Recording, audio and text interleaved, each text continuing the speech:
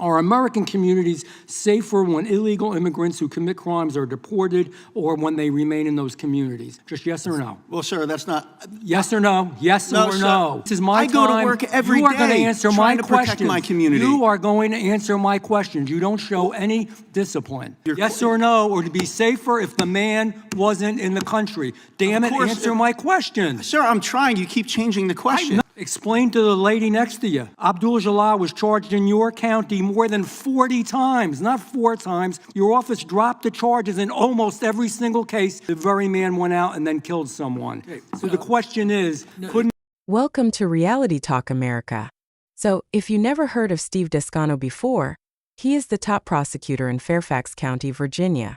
He is the man who dropped a murder charge against an illegal immigrant, letting a killer walk free. He believes that the criminal justice system needs to be soft on violent offenders. He thinks cash bail is inherently unfair even for accused murderers. And he consistently puts the rights of criminals above the safety of the community. And in this clip, he finally gets his comeuppance when Congressman Jeff Van Drew absolutely destroys him in a hearing, forcing him to answer for that dropped murder charge. As usual, let's watch the clip in full. I'm going to give you my thoughts towards the end. have we done better? Mr. Van Drew.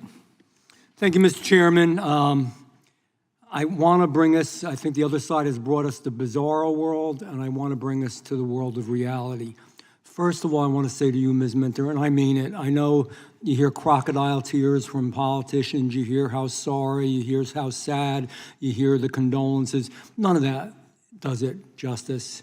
There's no words I can ever say. I say this every time we have another victim's family here. I pray to God there's a day when this no longer happens and we don't have to have these hearings. But we are going to have them with the good leadership of our chairman of this committee because it needs to be talked about. And if it needs to be talked about over and over again, and good Americans like you are willing to be here because you love your children, because you loved her, and you're willing to stand up, I applaud you, because more than a condolence, more than any of that, is when somebody says that to you, say, change the policy.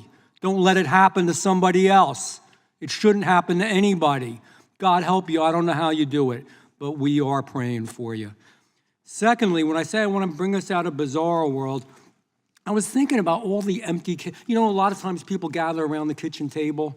Stephanie Minter's chair, that chair at the table is empty tonight. Lake and Riley's chair is empty tonight. Rachel Morin's chair is empty tonight. Jocelyn Nugari's chair. They're all human beings. They're all human souls that had families that love them and they love their family. They're gone. And we got more than that. We could spend the whole time here reading lists of people who've been murdered and hurt and beaten and raped because of what's happened and these policies. They're human beings. And you know what the worst of it is?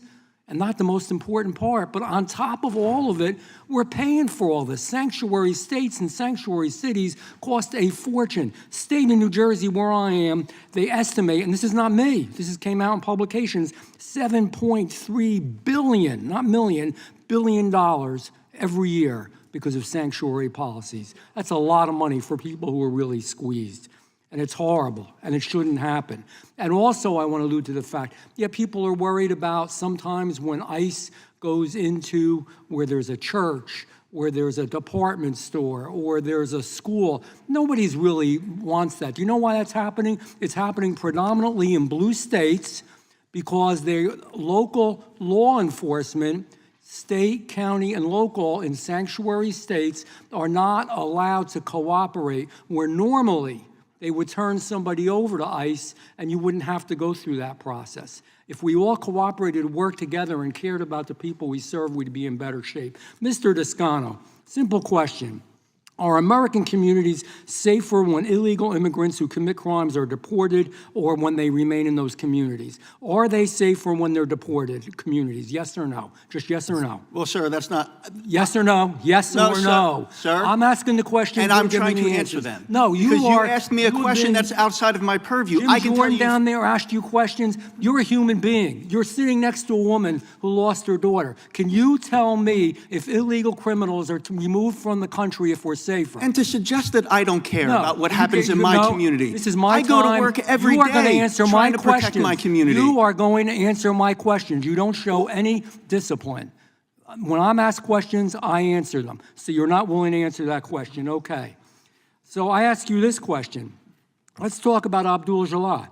Yes or no, would Stephanie Minter be alive today if he had been deported? And you know why he wasn't deported? Because then, quite frankly, the administration was not as aggressive, and if a country didn't want to accept these awful people that came from the country, we didn't know where to send them, and we held them and we detained them. Now we're finding places to send them so that this doesn't go on. That's the answer. That's why that happened. It's not a mystery. It's not something weird or unusual. They didn't know where the heck to put it. Now we just do it and we get it done. But nevertheless, would we be safer if he wasn't in the country then? Would we be safer, yes or no? Sir, yes or no, or to be safer if the man wasn't in the country? Damn it, answer my question. Sir, I'm trying. You keep changing the question. No, it's yes or no. There's a bad guy that murders people. Are we safer that he's not in the country? If somebody is... Nope, you can't answer the question. I'm sorry. I'll ask you this. Explain to the lady next to you.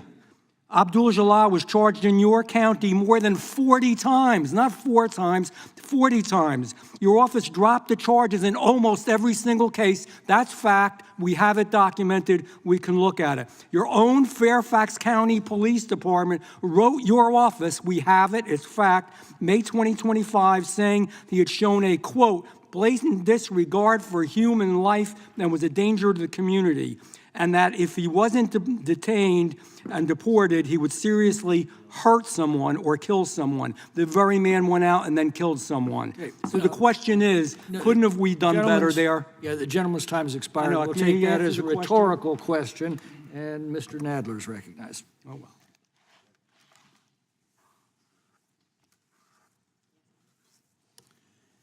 Thank you, Mr. Chairman. Mr. Chairman, this subcommittee has hardly been busy this year. Clearly, Republicans have no desire to conduct oversight of the Trump administration's brutal and reckless campaign to strike fear in immigrant communities across the country. They don't want to draw more attention to an out-of-control Department of Homeland Security that lets masked agents murder American citizens and tear children away from their parents. They can't manage to hold a hearing about ICE detention facilities that fail to meet the basic medical needs of detainees and have their highest death rates in decades. And they certainly have no interest in holding a hearing to justify the Republican plan to hand a $70 billion blank check to the Trump administration to advance its reckless, chaotic, and inhumane immigration policies when it hasn't even spent most of the money we gave them in the big, ugly bill. Instead, they have called us here to distract from the horrors unfolding at Trump's DHS and to focus on one county in Virginia that has chosen not to join the Trump administration's extreme anti-immigrant agenda. They want to shine a spotlight on Fairfax County, one of the safest places in the country for a county of its size, because they think it's a good opportunity to engage in their favorite sport of fear-mongering and demagoguery. Mr. Descano, is there anything you have heard that you would like to respond to? Yes, thank you, Congressman.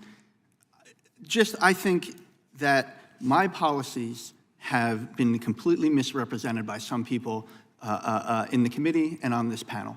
My policies are prosecution policies that are meant to keep my community one of the safest large counties in the country. Lastly, I'd like to really drive home the point that when it comes to this Abdul Jalal case, my policies are a red herring. ICE knew about this gentleman for at least 8 years. To the question of if we would have been safer with him not here, yes, I wish ICE would have done its job in 2018 or 2019 when they had him. So the idea that my policies impacted many of these cases that are being talked about is simply a red herring and not true. Thank you. Mr. Beyer, the Trump administration claims that it's only going after the worst of the worst and targeting criminals. But according to ICE's own data, the majority of immigrants they have detained have no criminal record. Is the Trump administration really going after the worst of the worst? No, not only do 72% not have a criminal conviction, only 6% have a violent criminal conviction.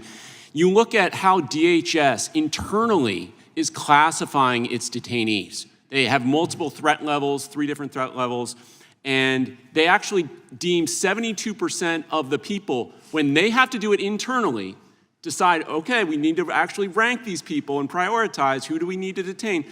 72% of the people entered and booked into ICE custody were not deemed a threat. So it's according to their documents, their own analysis from the Department of Homeland Security under Secretary Noem, who put out this information. So no, they're not going after public safety threats. That's totally wrong. They're going after people going to work. They're racially profiling Americans, as I said. They're even arresting legal immigrants. And again, setting them up for arrest by not processing their applications. Joseph Edlow, who's the head of USCIS, has a policy. They're just going to shut down processing of the vast majority of green cards.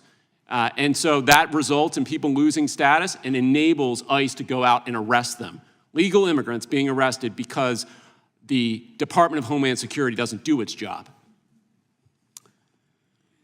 Professor Stover, do you have any recent examples where victims or witnesses to crimes were afraid to interact with law enforcement, and what happened in those cases? It's incredibly common now that there's just an absolute fear of interacting with law enforcement and even seeking civil protection orders, the civil remedies. So it's not only a fear of increasing. What ends up happening if people aren't seeking help, and then also I want to add to the conversation that benefits, public benefits, CHIP, SNAP, have been cut off to legal immigrants and those who hold the temporary status. And so really what's happening is that the abuse is continuing and that people's financial security is weakening, and what we have is greater crime. Thank you. Mr. Byer, can you explain why civil immigration detainers are unlawful under the Fourth Amendment? Well, you can't hold someone unless you have probable cause in a court order. And this is not... Once again, the gentleman's time's expired. Brief response. You can pick it up on the next question. There are multiple appeals court decisions on this. You cannot detain someone based on a civil detainer that's not based on a court order. So if Fairfax gets a court order, they will detain them. But without a judicial order, they don't have authority under the Constitution to detain. Thank you. If you've been anywhere near the political and legal side of the internet over the past few days, you've definitely seen the clip. It's one of those congressional hearing moments that stops the scroll dead in its tracks. A sitting United States Congressman, Representative Jeff Van Drew of New Jersey, goes head-to-head with a county attorney from Fairfax, Virginia, and it is absolutely brutal. The headline everywhere is some variation of "You drop charges against a murderer." And honestly, that barely captures how confrontational this exchange actually was. So today we're going to unpack the entire situation. We're going to talk about who the players are, what case triggered this, why the congressman was so visibly furious, and what this hearing tells us about the larger collision between local prosecutorial discretion and federal immigration enforcement. Let's start with the setting because it explains the tension before anyone even speaks. This wasn't a random interview. This was an official hearing before the House Judiciary Committee, specifically the Subcommittee on the Weaponization of the Federal Government. From the jump, the framing matters. The Republican-led subcommittee brought in local prosecutors, including the chief prosecutor from Fairfax County, essentially to ask a very pointed question. Are progressive local prosecutors using their power in a way that actively endangers American communities, particularly when the defendant is an undocumented immigrant? Van Drew, a Republican who famously switched parties a few years ago, has made immigration and crime a cornerstone of his political identity. So when the Fairfax County Attorney Steve Descano sat down at that witness table, the stage was set for a very uncomfortable afternoon. The specific case that Van Drew zeroed in on is genuinely disturbing when you hear the details. In the summer of 2022, a young woman named Nohema Graber, a beloved high school teacher, was brutally murdered in Fairfax County. The suspects were two teenagers, and one of them, an 18-year-old named Kevin Guevara, was undocumented. He was a Salvadoran national with known gang affiliations, specifically MS-13, according to federal authorities.